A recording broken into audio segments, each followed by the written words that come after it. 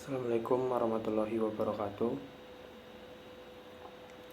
Dengan iman dan akhlak saya menjadi kuat, tanpa iman dan akhlak saya menjadi lemah. Selamat sore kepada Bapak dosen pengampu mata kuliah Tapak Suci yang saya hormati, serta rekan-rekan mahasiswa yang saya banggakan.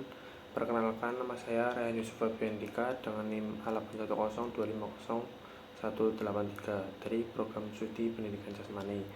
Video ini saya buat secara khusus untuk memenuhi tugas terstruktur pada mata kuliah Tapak Suci. Di dalam video ini kita akan mengupas tuntas 3 poin utama. Pertama, yaitu lini masa sejarah berdirinya perguruan seni bela diri Indonesia Tapak Suci Putra Muhammadiyah dari masa ke masa. Kedua, pembedahan secara filosofis dan teologis dari lambang kebanggaan Tapak Suci. Dan ketiga, refleksi serta implementasi nilai-nilai Tapak Suci dalam kehidupan kita sebagai mahasiswa. Harapan saya, video ini tidak hanya menjadi sekedar pemenuhan tugas akademis, melainkan juga sarana syiar dan edukasi bagi siapapun yang menyaksikannya. Mari kita masuk ke pembahasan yang pertama.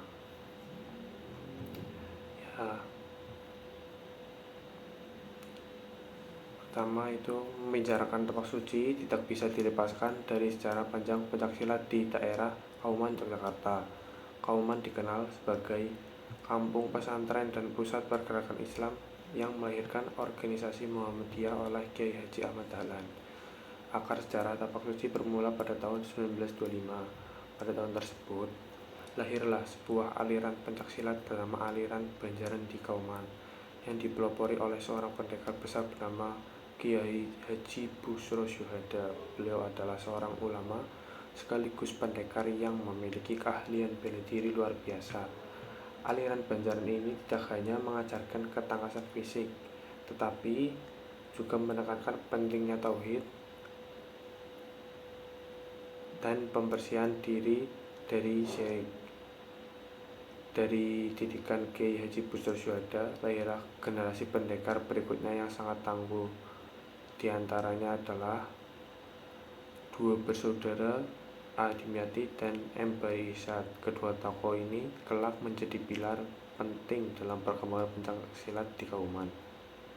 Pada tahun 1911, sebelum aliran Banjaran meluas, sepertinya telah berdiri sebuah pondok pesantren bernama Pesantren Pinorong di Banjarnegara.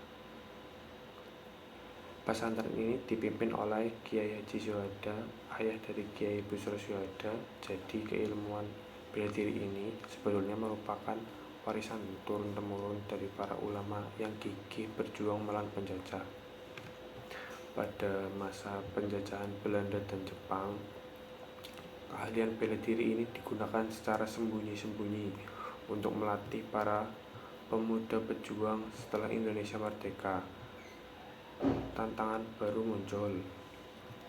Banyak aliran silat yang masih mencampur adukan gerakan fisik dengan mantra-mantra, jimat, atau ritual yang menjurus ke arah syirik, khurafat, dan bid'ah. Hal inilah yang menggelisahkan para pendekar di Kauman. Melihat kondisi pencaksilat pada saat itu, pendekar M. Baisat merasa perlu adanya sebuah wadah yang mapan, terorganisir, dan memiliki kurikulum serta metodologi yang bersih dari unsur-unsur non-Islami. Beliau ingin membuktikan bahwa bela diri bisa dipelajari secara rasional, ilmiah, dan murni mengandalkan kekuatan fisik serta ketakwaan kepada Allah Subhanahu wa Ta'ala. Sebelum Tapak Suci resmi lahir, para murid dari pendekar M. Baisat mendirikan sebuah wadah yang bernama Kosegu, singkatan dari Korps Serbaguna. Kosegu ini menjadi embrio penting. Akhirnya muncul gagasan besar untuk menyatukan seluruh potensi pencaksilat yang ada di lingkungan Muhammadiyah ke dalam satu organisasi nasional yang resmi.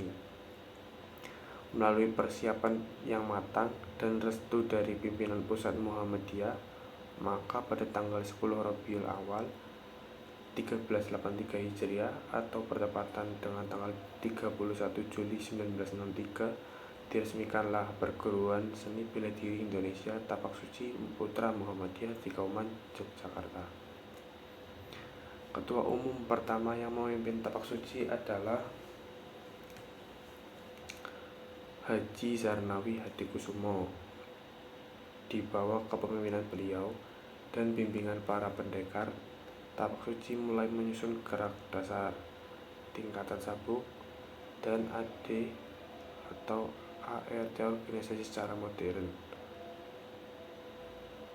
Tapak suci mengusung misi yang sangat mulia, yaitu sebagai sarana dakwah amar ma'ruf nahi munkar melalui jalur seni bela diri.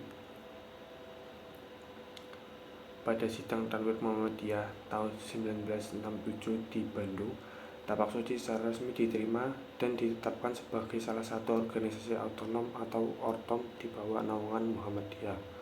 Sejak saat itu, tapak suci berkembang pesat, tidak hanya diajarkan di sekolah-sekolah Muhammadiyah, tetapi juga merambah ke perguruan tinggi, instansi pemerintah, bahkan kini telah memiliki perwakilan wilayah di berbagai belahan dunia seperti Jerman, Belanda, Mesir, Malaysia, dan negara-negara lainnya. Setelah memahami lembaran sejarahnya, sekarang kita akan masuk ke bagian yang tidak kalah penting, yaitu membedah makna filosofis di balik lambang tapak suci. Lambang ini bukan sekadar hiasan di seragam kita, ya. Ini lambangnya, teman-teman. Melainkan sebuah manifestasi dari ideologi, prinsip hidup, dan tujuan dari perguruan ini. Lambang indah ini diciptakan oleh M. Bari Irsad. Mari kita bedah ya satu persatu arti dari lambang ini. Pertama, bentuk bulat pada keseluruhan lambang. Bentuk bulat ini memiliki arti kebulatan tekad. Ini bermakna bahwa pesilat tapak suci harus memiliki tekad yang bulat, teguh, dan tidak mudah goyah dalam mempertahankan kebenaran serta dalam menuntut ilmu. Kedua, warna dasar biru. Warna biru yang menjadi latar belakang lambang melambangkan keagungan dan ketenangan jiwa. Seorang kader tapak suci dituntut untuk memiliki jiwa yang keagungan dan ketenangan jiwa yang tenang, lalu tidak terburu-buru mengambil keputusan dan berwibawa dalam bertindak, ya. Yang ketiga itu warna tepi hitam. Garis hitam yang melingkari lambang melambangkan kekekalan dan keabadian. Ini menjadi pengingat akan keabadian zat Allah Subhanahu wa Ta'ala serta konsistensi kita dalam berjuang. Keempat, gambar bunga mawar merah. Mawar merah di dalam lambang melambangkan keberanian. Namun keberanian di tapak suci bukan keberanian yang buta atau arogan, melainkan keberanian yang berlandaskan pada kesucian dan kebenaran. Kelima, daun kelopak hijau. Kelopak bunga berwarna hijau ini melambangkan kesetiaan. Arti setia di sini adalah kesetiaan seorang kader kepada agama Islam, kepada bangsa dan negara, serta kepada Persyarikatan Muhammadiyah. Lalu keenam, bunga melati putih. Bunga melati putih melambangkan kesucian dan kebersihan hati. Ini menegaskan bahwa niat utama kita belajar tapak suci haruslah bersih, bukan untuk pamer, bukan untuk menyakiti orang lain, melainkan untuk menjaga diri dan beribadah. Ketujuh, ada jumlah melati yang berjumlah 11 tangkai. Angka 11 ini memiliki makna teologis yang sangat dalam, yaitu gabungan dari 5 rukun Islam dan 6 rukun iman. Ini melambangkan bahwa seluruh gerak-gerik pesilat tapak suci harus senantipatik dan bersumber dari pilar-pilar agama tersebut. Lalu ke-8, ada tangan kanan terbuka. Gambar tangan kanan yang terbuka dengan jari-jari merapat melambangkan persahabatan, keterbukaan, dan kejujuran. Kita mengutamakan perdamaian dan persaudaraan dengan sesama manusia. Kesembilan, ada ibu jari yang melipat. Perhatikan pada gambar tangan, bagian ibu jari melipat ke dalam. Ini melambangkan kerendahan hati atau tawadu. Semboyan kita menekankan bahwa semakin tinggi ilmu seseorang, harus semakin rendah hati, seperti ilmu padi. Ya, dan yang ke-10 itu ada sinar matahari kuning. Sinar matahari yang memancar melambangkan bahwa tapak suci adalah putra Muhammadiyah. Muhammadiyah sendiri berarti pengikut Nabi Muhammad Shallallahu Alaihi Wasallam dan dilambangkan dengan matahari yang selalu menyinari, memberi kehidupan dan membawa pencerahan bagi semesta alam. jika kita simpulkan secara utuh ya, lambang ini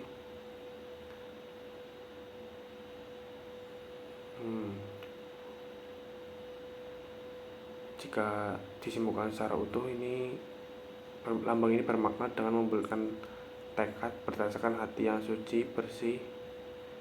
Seorang kader termaksud dengan berani mempertahankan kebenaran, menjaga persahabatan, tetap rendah hati, dan setia kepada Islam demi kejayaan Muhammadiyah.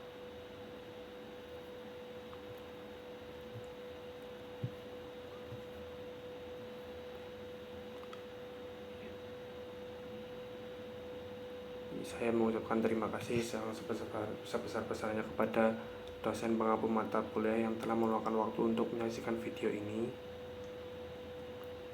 dari awal hingga akhir. Mohon maaf sebesar-besarnya apabila terdapat kata dan kekeliruan dalam penyebaran secara maupun kurang dalam atribut penayangan video ini. Kesempurnaan hanyalah milik Allah Subhanahu wa Ta'ala. Kekurangan datang dari saya pribadi. Sebelum saya akhiri, mari kita kepalkan tangan dan teguhkan iman kita.